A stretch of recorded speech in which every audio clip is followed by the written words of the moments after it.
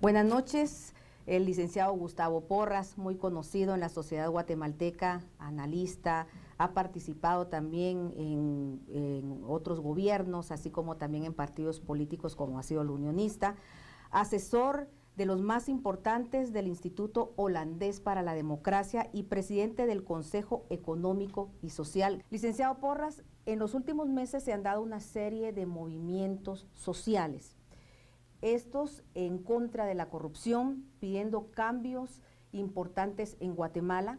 Algunos organismos internacionales, incluso embajadas, han catalogado estos movimientos como positivos, como el despertar de los guatemaltecos. ¿Cómo considera y evalúa usted estos movimientos? Bueno, en principio, movimientos positivos. Yo no diría el despertar de los guatemaltecos. Yo diría el despertar sobre todo de clases medias urbanas y también en el curso de las manifestaciones y de las protestas esto se ha extendido a las cabeceras departamentales, ha involucrado de alguna manera a la población rural. ¿Algún parecido con otro movimiento de la historia de nuestro país? Pues yo creo que más que parecido, yo pienso que quienes están, no se puede decir al frente, porque este es un movimiento sin conducción, pero los participantes debieran ponerle atención sobre todo a dos pasajes de la historia de Guatemala. Uno es el derrocamiento de Estrada Cabrera por el movimiento unionista y lo que pasó después, y el otro es la Revolución de Octubre. Ahora, en el caso del movimiento unionista, es algo gestado desde el principio por un partido, con la característica de que la élite de entonces, los señoritos, como le llamaban los gremios de artesanos, se acercan a los artesanos y vinculan, digamos, el movimiento de las clases altas con el movimiento de los trabajadores, logran una presencia nacional impresionante, se gesta la más grande insurrección en la historia de Guatemala, que fue la Semana Trágica. Sin embargo, cuando se llega al desenlace, Estrada Cabrera renuncia, los unionistas ni siquiera tienen la capacidad de que el presidente sea de ellos, sino que es don Carlos Herrera, y el gobierno de don Carlos Herrera es efímero y da paso al golpe de don José María Orellana, y regresan los militares al poder después con Lázaro Chacón. El movimiento social agudiza la situación, continúan las huelgas, etcétera, etcétera, y a la vuelta de 10 años lo que ocurre es que prácticamente llevan en andas a Ubico a la presidencia de Guatemala. ¿Cuál sería la diferencia entonces de estos movimientos actuales? Bueno, pues la primera diferencia es que surgen de una manera espontánea, no hay, como en el caso del unionismo, un partido, ni los famosos sermones del arzobispo que concitaron tanto a la gente, ni hay toda esa planificación que incluso llevó a poner la sede del partido al lado de la Embajada de Estados Unidos, sino que esto es la espontaneidad pura, muy a tono con lo que ha estado pasando en el mundo, con estos movimientos de los indignados, favorecidos por las llamadas redes sociales y tal, ¿verdad? Entonces, eso es positivo para el país entonces, que sean de alguna manera independientes de todos aquellos grupos o sectores o tal vez hasta de grupos que podrían aprovechar esta situación, oportunistas. mire, ahí sí que como en todo hay elementos positivos y negativos. Lo positivo es que efectivamente haya surgido como, digamos, un hasta aquí de los sectores que ya mencionamos. Pero el hecho de que no haya organización es un déficit que hay que valorar, porque la experiencia muestra que una cosa es derrocar y otra cosa es instaurar. Por ejemplo, ahí tenemos el caso en Egipto, que es el primero de estos movimientos, ¿verdad? Cientos de miles de jóvenes fundamentalmente que logran derrocar al gobierno de Mubarak, pero lo que sube al poder es exactamente lo contrario de lo que ellos pretendían, que son los hermanitos musulmanes, porque incluso había mucha reacción, especialmente las mujeres, frente al conservatismo musulmán, y luego los militares que derrocan a los hermanitos musulmanes. En Brasil, por ejemplo, los movimientos en contra de Dilma Rousseff pusieron en peligro a un partido que ha realizado hazañas históricas como sacar de la extrema pobreza al 30 y pico % de los brasileños, lo que seguramente no tenían presente los que hicieron la protesta. Ellos estaban por la corrupción, por el precio del transporte, por esto, pero no había una visión global. Entonces, la espontaneidad tiene un límite, ¿verdad? Y generalmente sobre los movimientos espontáneos se montan los que sí tienen una estructura y una posición con la cual aprovechar la situación.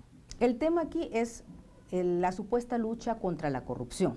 Las diferentes organizaciones, organismos internacionales, indican que aquí lo importante es hacer cambios en algunas leyes del país, como por ejemplo la ley de contrataciones o la ley de partidos políticos.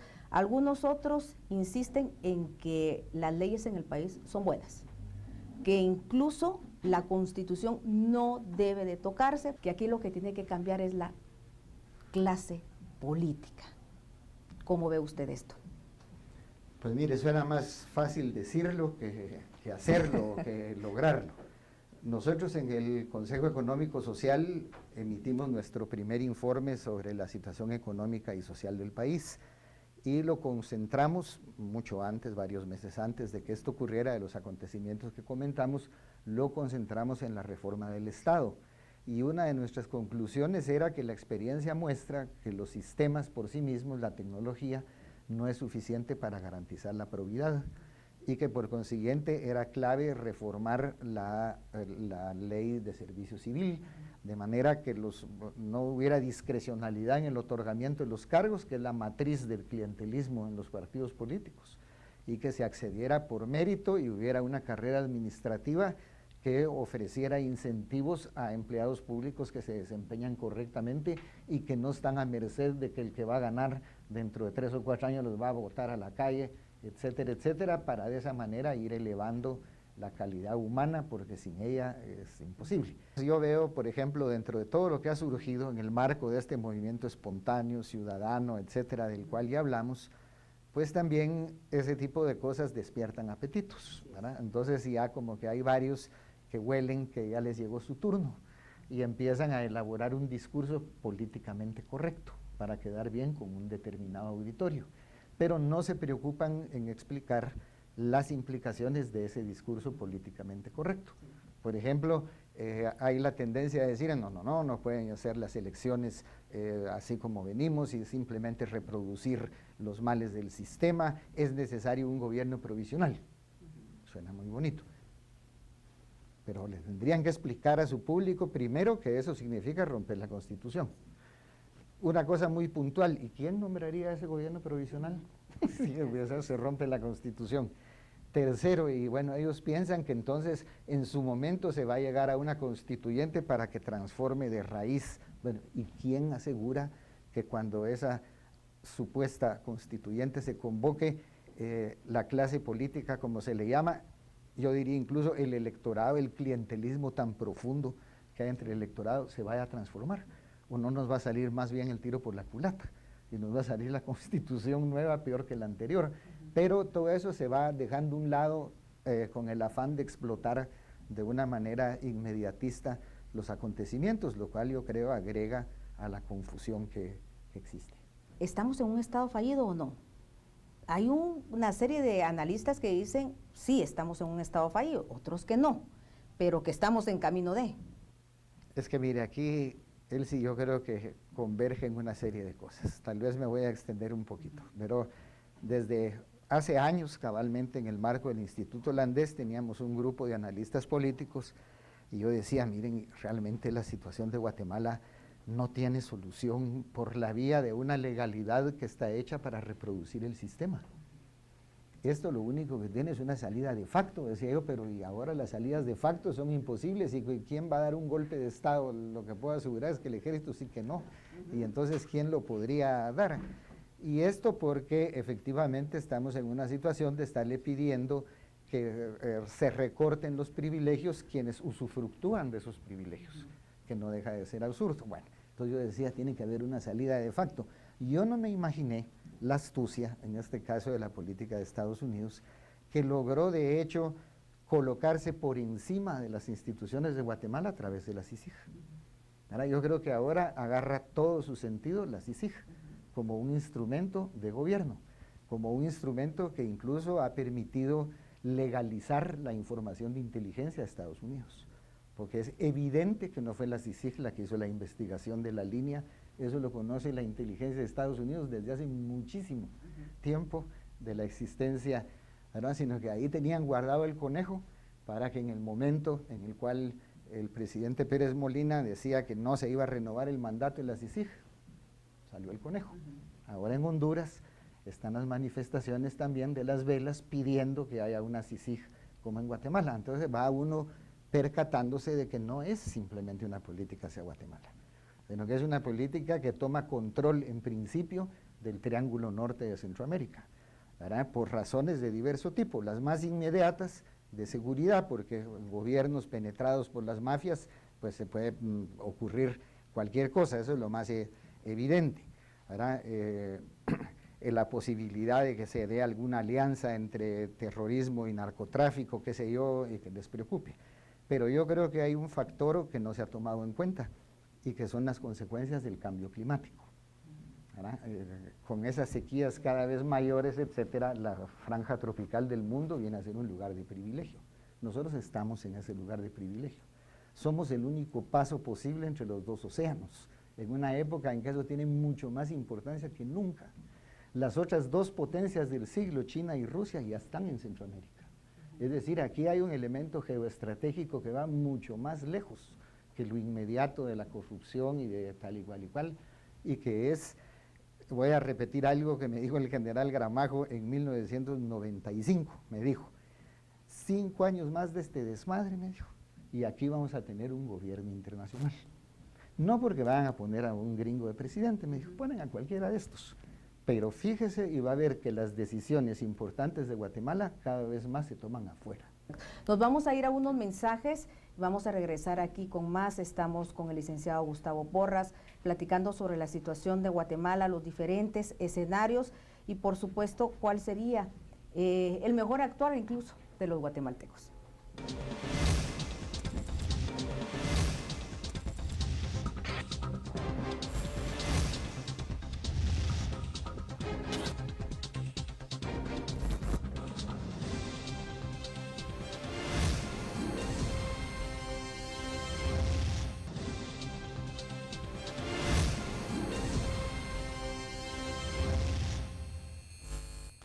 Estamos de regreso aquí con el licenciado Gustavo Porras en Al Punto.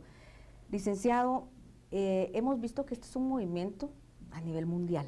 En el caso de Guatemala, ¿qué podemos esperar para el futuro? ¿Qué es lo que usted vislumbra? Por el momento no veo cómo va a despuntar eso, por lo que yo veo es que todo esto que comienza, por ejemplo, desde el punto de vista social, con esta movilización en la capital y que se extiende y que ya hablamos, pero esto va caminando rápidamente a otra de las desgracias, evocando los ejemplos históricos de lo que ha ocurrido, que es que la unidad se transforma muy rápidamente en división. Y yo estoy viendo que en estas circunstancias va mucho más rápido que en cualquier otra hacia hacer una fragmentación todavía mayor. Entonces, yo creo que eso es fundamental porque gente que sabe muy bien lo que habla, porque está vinculada con la política de Estados Unidos, etcétera, ha señalado y lo ha dicho públicamente, que para controlar estos países no hace falta de fuerzas militares ni cosa por el estilo, que basta con desorganizar, que basta con fomentar la conflictividad para que no pueda surgir ningún gobierno que escape de su control. Y entonces yo veo que en medio de cuál va a ser el desenlace a X plazo y etcétera, etcétera, esto está ocurriendo y no es la primera vez, ¿verdad? Por ejemplo, mire el tema ahora ya pasado de moda del genocidio, ¿verdad? ¿Qué provocó el genocidio? Que los pedacitos que ya se venían juntando, sobre todo entre los actores del conflicto, se disgregaran otra vez. Que hubiera más fragmentación, más encono, más rivalidades. Y yo creo que esto está por venir. Falta todavía, a estas alturas tenemos que analizar cuáles van a ser las consecuencias de la irrupción del movimiento popular organizado, que es un actor que hasta ahorita ha estado en la acera, pero que ahora va a salir con todo el vigor como ellos lo han declarado. Que ya ha dado también sus indicios de que se están organizando. Sí, no, ahí sí hay organización, digamos, independientemente de qué tan representativa o no es representativa, lo es, por ejemplo, de los gremios, en el caso de los sindicatos, o lo es de X sectores, pero lo fundamental es que son movimientos estructurados, organizados, con una capacidad de movilización mucho mayor que, digamos, los movimientos espontáneos y que tienen una agenda en común. Una agenda que desde mi punto de vista es completamente irreal, pero que sin duda es un instrumento eficaz de agitación. ¿Y el desencanto político por parte de la población en general?